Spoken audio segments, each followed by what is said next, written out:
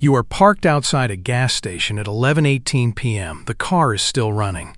The fuel light has been on for almost 20 minutes, and your phone is open to your bank account because before you walk inside, before you pick up the pump, before you decide how much gas goes into the tank, you need to know how much life you can afford until Friday. Not comfort, not freedom, not some future version of wealth, just gas.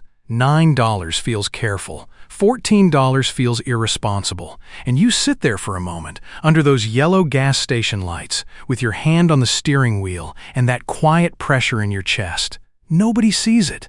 Nobody knows that you are doing math in your head just to get home, get to work, and get through 2 more days. But years later, when your net worth crosses $1 million, then $3 million, then maybe $10 million, some part of you will still remember this exact feeling. The cold steering wheel. The old Toyota humming like it is also tired. The small shame of having to calculate survival in public. Because money does not only change what you can buy, it changes what your body believes is safe. And every net worth level has its own kind of fear. At $0, money is not really a number. It is a sound. It is the phone buzzing when you already know you do not want to look. It is the unopened envelope on the kitchen table.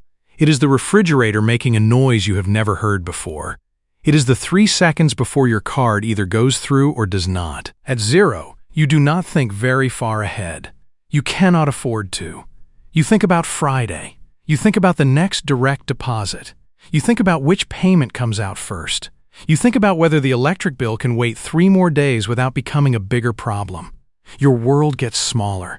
Not because you lack imagination, because every practical thing is standing too close. That was the first thing Mason Wells learned about money. Not how to invest, not how to build wealth, not how to own assets. He learned how to look calm when he was not calm. He learned how to make panic look like patience, because panic, when you are broke, does not help. It just makes other people uncomfortable. So he worked. He showed up early. He stayed late when someone else called out. He bought the cheaper groceries. He kept wearing shoes long after the soles had started to lean. He drove the same Toyota through rain, heat, and winter mornings when the driver's side window sounded like gravel every time it moved. And still, somehow, the math kept waiting for him. Rent, insurance, phone bill, gas, food, student loans. A credit card balance that never seemed to get smaller in a way he could feel. Every dollar already had a destination before it even arrived. That is the part people with breathing room sometimes forget. Being broke is not just about not having enough money. It is about not having distance. There is no space between a problem and your nervous system. A flat tire is not just a flat tire. It is a crisis with rubber on it. A dental bill is not just a dental bill. It is pain you negotiate with. A birthday dinner is not just a birthday dinner. It is friendship with a price tag attached. At 0, you become good at scanning rooms. You know which friends always pick the expensive place. You know which family member is going to ask a question you cannot answer honestly. You know how to laugh when someone says, "Just come out for one drink." You know how to say, "I'm exhausted," when what you really mean is, "I cannot afford to be seen tonight." And that is what makes it so hard to explain. Mason did not want to be rich at first. That came later. At the beginning, he only wanted money to stop interrupting every thought. He wanted to buy gas without opening the banking app. He wanted to walk through a grocery aisle without adding numbers in his head.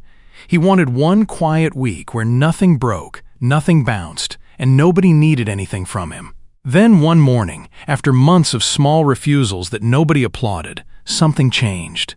It was not dramatic. There was no big check, no surprise inheritance, no rescue scene. Just a Tuesday morning in a small kitchen, with burnt coffee dripping into the pot and gray light coming through the blinds.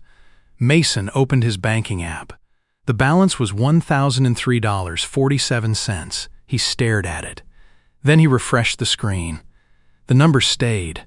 For a few seconds, he felt something strange. Not freedom. That would be too big of a word. It was more like air. A small pocket of air. But the first $1,000 does not feel safe when you have spent too much time near 0. It feels fragile. It feels like something the world has not noticed yet. And if the world notices, it might come take it back. So Mason did not celebrate.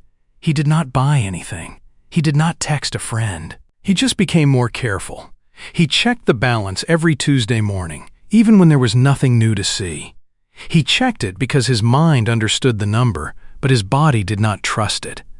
Then the refrigerator started clicking. It was not loud, just a little metallic sound from the back. Click! Pause! Click! And instantly, the old fear returned. The $1,000 was still there. Nothing terrible had happened yet, but his chest tightened anyway. That was when Mason learned one of the first truths about moving up financially. Money can fix the bill, but it does not immediately fix the person who spent years being afraid of the bill. The fear had roots. It was older than the account balance, older than the Toyota, older than the gas station. It came from childhood kitchens where adults lowered their voices whenever money came up. It came from hearing, "Not this month," and knowing the words meant more than they said. It came from watching people you loved become quieter around envelopes, phone calls, and late notices. Nobody sat Mason down and taught him what money was. They taught him what money could do to the air in a house. So when he reached his first $1,000, he did not feel powerful. He felt like a guard standing outside a door. At $10,000, the feeling changed. Not completely. $10,000 did not make him rich. It did not make him untouchable. A medical bill could still hurt. A layoff could still turn the room cold. A bad transmission could still wipe out months of careful work. But $10,000 gave him something he had not had before. Distance. For the first time, a problem had to cross a little space before it reached his body. A flat tire was still a problem, but it was no longer a collapse. A broken phone was still annoying, but it was not the end of the week. A higher utility bill still bothered him, but it did not make him feel like the floor had disappeared. That distance changes you, not in a loud way, not in a way other people notice. Mason noticed it one rainy evening at a diner off the highway. It was the kind of place with cracked red booths, laminated menus, and a waitress who refilled coffee before asking if you wanted more. He sat near the window after work. His jacket was damp. The parking lot was shining under the lights. He ordered eggs, toast, and coffee. Nothing impressive, nothing expensive. But he ordered without calculating the total first. The waitress walked away, and Mason just sat there, because he realized what had happened only after it happened. He had made a small decision without asking fear for permission. That tiny moment felt bigger than $10,000. Still, he did not tell anyone. At $10,000, you can breathe, but you still whisper. Because when you are climbing out of survival, attention can feel dangerous. Some people hear you have a little money and start seeing you differently. Some people hear you are doing better and suddenly remember their own emergencies. Some people say they are happy for you, but their eyes become difficult to read. So Mason kept it private. He drove the same car. He wore the same black hoodie. He ordered the same coffee. From the outside, nothing had changed. That is one of the earliest lessons of quiet wealth. The money does not look like money from the outside. Sometimes it looks like restraint. Sometimes it looks like an old appliance you could replace, but do not. Sometimes it looks like saying no to a weekend trip, not because you are cheap, but because you are trying to build a life that does not shake every time something happens. Then the number kept growing. 20,000, 30, 50. And this is where money becomes harder to understand. The first traps are obvious. The overdraft fee, the credit card used for groceries, the car repair that becomes a balance, the payday loan with friendly language and ugly math. But the next trap is more polite. It wears better clothes. It sounds reasonable. At 50,000, then 100,000, Mason was not living like the same person anymore. His job had improved. His direct deposit was bigger. His apartment had better light. The neighborhood felt quieter. The Toyota was eventually replaced by a used pickup truck that started every morning and did not make him nervous on the highway. The payment seemed reasonable. And reasonable is where a lot of traps begin. Not with stupidity, not with greed, but with a sentence that sounds adult. I can afford this now. The better apartment made sense. He was tired of hearing sirens at night. The truck made sense. He needed something reliable. The better phone plan made sense. His old one dropped calls at the worst times. The gym membership made sense. Health matters. Dinner with friends made sense. He had said no for too many years. Nothing looked reckless on its own. Every purchase had a defense. Every upgrade had a story. Every monthly payment was small enough to survive. But together, they built a life that needed the larger paycheck just to keep breathing. That is the middle-class trap. You are not broke, exactly. And that is why it is so hard to explain. You can pay the bills. You can go out sometimes. You can take a weekend trip and call it balance. You have better furniture, better shoes, better coffee, maybe even a house with a small yard, a garage, and boxes of things you keep meaning to sort. But somehow, the money still disappears. The problem is not that you bought coffee. It was never just the coffee. The problem is when your entire life quietly becomes a subscription. Car payment, phone payment, insurance, streaming, software, delivery apps, credit card minimums, a storage unit for things you do not use but are not ready to throw away. A nicer life, financed one small automatic charge at a time. And the trap does not announce itself. It does not start with one terrible decision. It starts with a feeling. The feeling that you are finally allowed to live a little. The feeling that after years of saying no, you deserve a yes. The feeling that an upgrade proves you are moving forward. Mason almost missed it. Most people do. Because from the outside, this stage looks like progress. And in some ways, it is. But one night, Mason was sitting at his kitchen table with a tax envelope, 3 browser tabs open, and a cup of coffee that had gone cold without him noticing. He had made more money that year than he had ever made before. And somehow, the difference was smaller than it should have been. Not gone, just smaller. He looked around the apartment. The better couch, the better shoes by the door, the newer truck keys on the counter, the subscriptions he barely used, the little upgrades that had all felt harmless. And for the first time, he understood something he did not like. He had escaped the appearance of being broke, but he had not escaped being owned. That kind of realization does not turn you into a new person overnight. People like to pretend it does. But real change usually enters quietly. The next morning, Mason still went to work. He still answered emails. He still paid bills. He still lived inside the same routine. But the question in his head had changed. He stopped asking only, "Can I afford this?" Because that question had betrayed him. Now he asked something slower. What does this make me responsible for? A payment is not only a payment. It is future labor. A lifestyle is not only a lifestyle. It is a promise your future self has to keep. Once Mason saw that, he started noticing money differently. Not in luxury, not in motivational videos, not in people showing off. He noticed it in boring places. The laundromat where people folded clothes under fluorescent lights. The vending machine near the hospital break room.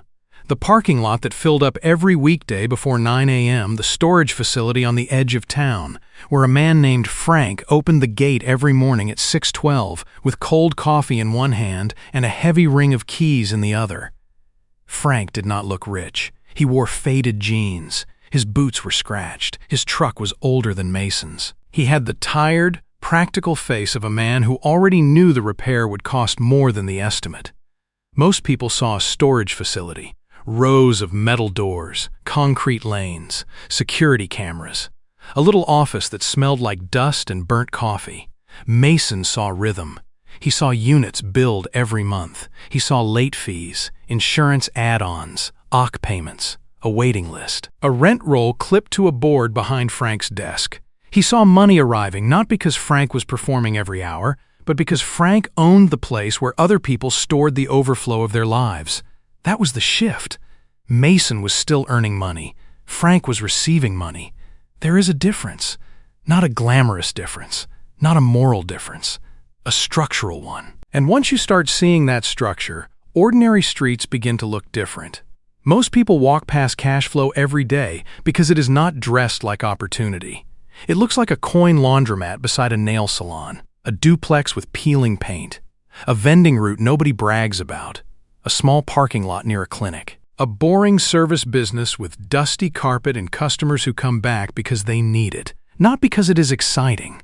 The money was never loud. That was the point. At $250,000, then $500,000, Mason began living a quiet double life. Not the dramatic kind. No secret mansion. No luxury watch hidden in a drawer. Just two versions of himself moving through the same town. The version people saw was simple. Mason at work, Mason answering emails, Mason driving the same pickup, Mason saying, "I'm good," when someone asked why he had not upgraded again. But there was another version, Saturday morning Mason, spreadsheet Mason, small-town bank Mason, property manager, email Mason, repair invoice Mason. The version who was learning how ownership actually feels when nobody is making a highlight reel out of it. The first boring asset did not feel like freedom. It felt like paperwork, calls, insurance, questions he did not know how to answer yet, a repair bill that arrived at the worst time, an awkward conversation with someone who was late on payment, a contractor who said, "I can get to it next week," and meant maybe. Cash flow was not magic. It was leaks, keys, follow-ups, invoices, terms, delays, and repetition, especially repetition. You did not see glamour. You saw repetition. That is where quiet wealth separates itself from the fantasy of wealth. The fantasy is arrival. The reality is maintenance. The fantasy is applause. The reality is a calendar reminder to renew a policy. The fantasy is freedom. The reality is building something boring enough to survive your moods. Years passed like that, not cleanly. Not in a perfect line. There were mistakes, a tenant who stopped paying, a repair estimate that made Mason sit back before opening page 2, a small partnership that taught him more about people than numbers, a month where everything looked fine on paper, but the bank account still felt too tight for comfort. Still, the systems became stronger. Slowly, the reserves grew. The assets became less chaotic. The emergencies stopped feeling like personal attacks from the universe. That is one of the most underrated changes money can make. It does not remove problems. It changes the size of them. A $500 surprise used to be a threat. Then it became a frustration. Then it became a line item. That may not sound exciting. But if you have ever lived without that kind of distance, you know it is a kind of miracle. Then came the first million. People imagine the first million as a cinematic moment. Music, champagne, a phone call, some sudden internal shift where you become a different person. For Mason, it happened at the kitchen table. The same table where he had once opened envelopes with a tight chest. The coffee was cold. The laptop fan was running. A property manager email sat unread in one tab. A portfolio summary sat open in another. He was not even trying to find a milestone. He was just updating numbers, checking balances, doing the boring math he had done for years. Then the total appeared. Net worth, $1,004,812. Mason read it once, then again, then a third time. Because sometimes your brain refuses to accept the number you once believed would save you. He leaned back in the chair. The kitchen was quiet. The old refrigerator hummed in the corner. A glass sat near the sink. No one called. No one knew. No one looked through the window and said, "You made it." The world did not change its voice. So Mason stood up and washed a glass that was already clean. The first million was not the miracle. The silence after it was. Because at $1 million, especially quiet money, you start to understand how strange wealth really is. From the outside, you may look almost exactly the same. Same clothes, same haircut, same coffee order, same slow answer when someone asks how work is going. But inside, something has moved. You no longer belong completely to the panic that raised you. And yet, you do not fully trust the distance either. That is the contradiction. $1 million can change your options faster than it changes your identity. You can have assets and still feel like someone is about to take them away. You can have cash reserves and still check the account on Tuesday morning. You can own part of a business and still feel uncomfortable when someone says, "You must be doing pretty well," because Pretty well is a complicated phrase. At this level, people start misunderstanding you in new ways. Some people think you got lucky. Some people think you are cheap. Some people think you are hiding more than you are. Some people think you have changed. And some people do not notice anything at all. That last one can feel like freedom or loneliness. It depends on the day. Mason learned to say less, not because he was trying to be mysterious, because explaining made the money feel heavier. How do you explain that you became a millionaire and still hesitated before replacing an old appliance? How do you explain that the number is real, but the fear still knows your address? How do you explain that applause is not always comforting, because applause creates expectations? Quiet wealth is not always peaceful. Sometimes it is just private. At 3 million, then 5 million, the money changed shape again. It was no longer only protection. It became control. Not control over other people. Not control over markets. Not control over everything that could go wrong. Control over his own Tuesday morning. That sounds small until you have lived without it. Mason could turn down a bad client. He could leave a meeting where respect was clearly missing. He could ignore an opportunity that came wrapped in stress. He could help his mother with a bill without putting his own life in danger. He could pay for a repair without letting that repair become the emotional center of the month. He could sit in a coffee shop at 10:30 a.m. on a weekday and not feel like he was stealing time from survival. That is when financial freedom starts looking boring from the outside. It looks like a regular person walking through a hardware store on a Tuesday morning. It looks like someone reading a lease agreement at a diner. It looks like a man in a black hoodie buying windshield wipers with cash flow from an asset nobody knows he owns. It looks like saying no without building a courtroom around your decision. And maybe that is one of the first real luxuries, not having to defend your peace. But freedom has a shadow. When the pressure lifts, you start hearing things that were always there. Old memories, old anger, old questions. You start noticing how much of your personality was shaped by survival. Being careful, being useful, being low maintenance, being the one who never needed too much, being the person who could always figure it out. At 5 million, Mason had enough money to stop running. But stopping did not feel natural right away. Because when the old problems stop chasing you, you have to meet the person you became while escaping them. He noticed it in tiny moments. A friend invited him on a trip, and Mason almost said no before checking the dates. Not because of money, because rest still felt irresponsible. At the grocery store, his hand still went toward the cheaper brand automatically. Not because he had to choose it, because the habit was older than the balance. At a family dinner, someone laughed and said Mason had always been careful with money. Everyone smiled. Mason smiled too, but he knew the honest word was heavier. Careful was what people called it from the outside. Afraid was what it had felt like from the inside. Getting rich does not automatically teach your body that it is safe. The old scarcity does not disappear. It gets quieter. Sometimes it becomes discipline. Sometimes it becomes privacy. Sometimes it becomes patience. And sometimes, if you do not pay attention, it becomes a prison with nicer walls. That is why every level has a trap. At 0, the trap is survival. You cannot think far enough ahead to build anything. At 1,000, the trap is guarding the cushion so tightly that you forget to breathe. At 10,000, the trap is being proud and ashamed at the same time. At 100,000, the trap is lifestyle creep wearing the mask of progress. At 500,000, the trap is believing more accumulation will finally calm the part of you that is still afraid. At 1 million, the trap is expecting the number to transform you instantly. At 5 million, the trap is becoming so good at control that peace feels suspicious. And at 10 million, the trap becomes harder to name. Because by then, most people assume you have no real problems left, and they are not completely wrong. You do not have gas station problems anymore. You do not have grocery aisle problems. You do not have overdraft problems. But money at that level creates a different kind of silence. Mason crossed $10 million on an ordinary afternoon. No announcement, no dramatic call. No moment where the sky opened and confirmed anything. The number was spread across things that did not look exciting.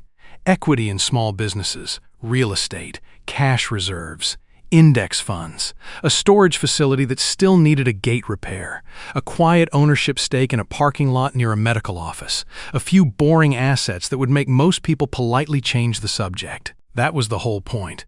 His wealth did not look like a mansion on a hill. It looked like invoices, monthly reports, bank transfers, property taxes, slow systems, boring assets doing boring things over long stretches of time. Nobody in the diner knew. Nobody at the hardware store knew. The man beside him in line, buying screws and complaining about lumber prices, had no idea Mason's phone had just shown him a number with more zeros than his younger self could have imagined. And Mason did not feel the urge to tell him. That was new. In the beginning, silence had been protection. Later, silence had become loneliness. Now, on good days, silence felt like peace. Not always, but more often. Because $10 million does not erase the question underneath the money. Who are you when you no longer need to prove that you are safe? That question followed Mason more than the number did. It followed him into quiet mornings, into empty parking lots, into family conversations where everybody talked around the real subject, into the small office where he kept old documents in labeled folders. One afternoon, while looking for an insurance binder, Mason found an old folded sheet of paper. It had been tucked into a file box for years. On it were numbers from another life: rent, gas, food, phone bill, credit card, a rough calculation of how much he needed to survive until the next paycheck. At the bottom, in smaller handwriting, was one line: "Do not stay here forever." He did not remember writing it, but he remembered the feeling, the exhaustion, the quiet anger, the refusal to believe that life was supposed to stay that small after so much effort. The folded paper was not a business plan yet. It was a quiet refusal. Some people inherit permission. Mason had to build his. He stood there for a long time with that paper in his hand, not crying, not smiling, just holding proof that an earlier version of him had believed in a future he could not yet describe. And maybe that is what money changes at the deepest level. Not your personality, not completely, not your past, not your fear. It changes how much room the future has. At 0, the future is Friday. At 1,000, the future is the next emergency. At 10,000, the future is a few months wide. At 100,000, the future starts arguing with your identity. At 1 million, the future becomes private. At 5 million, the future becomes optional in ways that can feel almost uncomfortable. And at 10 million, the future becomes a mirror, because once you can afford many versions of your life, you have to choose the one that does not make you disappear. That is the part people do not talk about enough. Wealth is not only expansion, it is editing. You stop chasing certain rooms. You stop explaining certain choices. You stop buying things to prove that you are okay. You stop confusing visibility with security. You stop mistaking movement for progress. And slowly, if you are lucky, you stop treating peace like something you have to earn before you are allowed to touch it. One Tuesday, years after that night at the gas station, Mason went back to a diner near the highway.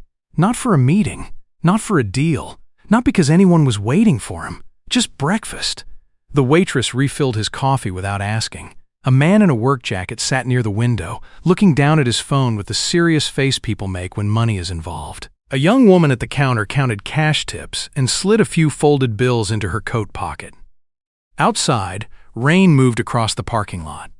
Inside, the room smelled like toast, coffee, and old vinyl seats warmed by too many mornings. Mason looked at the menu. For a second, he noticed the prices. Old habits still moved first. Then he ordered without doing the math. Eggs, toast, coffee. Nothing special. Nothing impressive, just breakfast. And maybe that was the real difference. Not that he could buy anything. Not that he could impress anyone. Not that the number on a screen had made him complete. The difference was quieter than that. The bill came, and his body did not tighten. His phone stayed in his pocket. The room did not ask him to prove he belonged there. Nobody looked up. Nobody knew. And for the first time, that did not feel like being invisible. It felt like being free. because the money was never loud. That was the point. The loud part had been the fear, the checking, the calculating, the pretending, the silence at the kitchen table, the shame outside the gas station, the old belief that one wrong move could send everything backward. Money did not erase all of it, but it gave him enough distance to hear his own life without the noise. And maybe every net worth level is really that. A different distance from the noise. At 0, the noise is pressed against your skin. At 1,000, it is still in the room. At 10,000, it moves to the hallway. At 100,000, it disguises itself as ambition. At 1 million, it becomes a whisper. At 5 million, it becomes a memory you still respect. And at 10 million, if you have been paying attention, if you have not traded one cage for another, if you have learned that ownership is not only about assets, but about your time, your attention, and your nervous system, then maybe the noise finally becomes quiet enough for a better question. Not, how much more do I need, but what kind of life can I finally stop performing? Mason paid the bill. He left a tip under the coffee mug. Then he stepped outside into the cold morning air. His pickup was parked near the edge of the lot, rain collecting on the hood. It was not the kind of vehicle anyone turned to look at. He liked that. He sat behind the wheel for a moment before starting the engine.